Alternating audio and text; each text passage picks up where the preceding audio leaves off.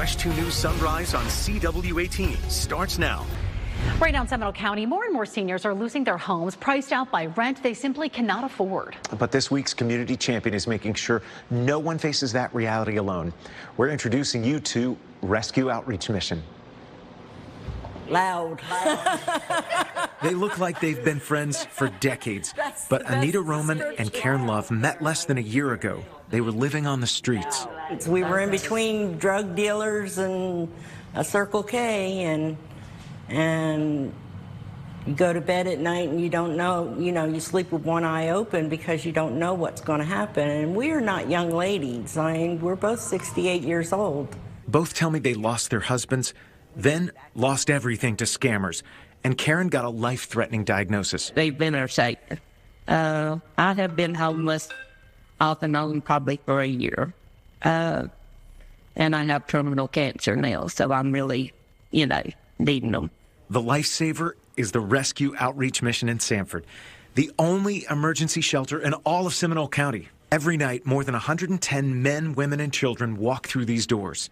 My goal is to never turn anyone away if I can avoid it. CEO Chris Ham says he sees a shift in the unhoused crisis. We are seeing a lot more children, and then our unhoused neighbors are seniors on fixed incomes. Seniors make up the fastest growing group of people he's helping in Seminole County.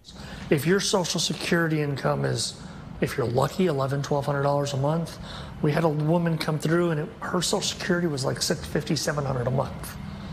You can't live on that. What am I going to do? There's nowhere for her to go. It's growing and the water drips. Ham spent years working at Disney, and he brought something from that company's culture to the Rescue Outreach Mission.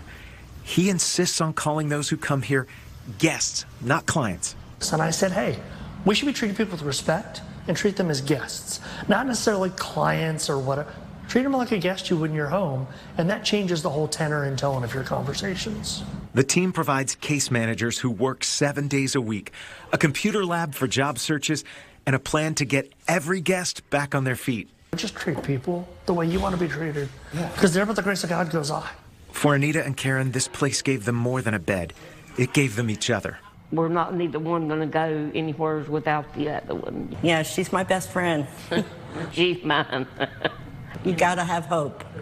That's the whole thing right there. You got to have hope. For keeping our most vulnerable neighbors safe and showing how dignity and compassion can change lives, Rescue Outreach Mission is a WESH 2 Community Champion. This morning, Chris is live right here in the studio. Thank you for the work you're doing. Well, thank you so much for spotlighting us. And the work is really not me. I've got a phenomenal team. Yeah. The men and women that I get to work with every day are just real community champions. Yeah. These are the men and women that are staying overnight, serving our meals, and really walking alongside our guests. Yeah, because, Chris, this is 7 days a week. It doesn't stop at night, on holidays. It is unending. Yeah, our cell phones never turn off. Yeah. We get calls probably like you do at 3 in the morning, and those are the calls I don't want to get. But our calls never stop. Our work never ends. But I still pray that I go out of business. Yeah. Because that means everyone would be housed in our community. Let's talk about the need that you see here in Seminole County. We did focus a good bit on seniors. You told me this is a growing population needing some sort of shelter. Yeah, it's, and that's the part that is really sad to me because, we have a lot of these seniors, and I'm getting close to that age as I'm realizing. Hey, Chris, I'm with you there. I'll be 50 soon. Yeah, well, I'm over that. So it's in the rearview mirror. But I'm looking at it, the average Social Security income is $2,000. Many people, it's less than that. And with rent rising, what are you going to do? So every morning we have a large group of seniors that are at our place. They're coming outside to get some fresh sun. But it's really challenging for them because they can't find work or they're disabled, and navigating the systems is really difficult. You also see a lot of families there at Sanford. And children among them. Yeah. So we have on average anywhere from 20 to 35 children every night with their parents or parent in many cases that are staying in our shelter. Our family rooms are full. Most of our families do work, and so the kids are in daycare and in school. But it's also challenging in the summer to find some care for their children while they're trying to work. And the sad reality is while we have those kids in our shelter today, there's many more that are sleeping in their cars.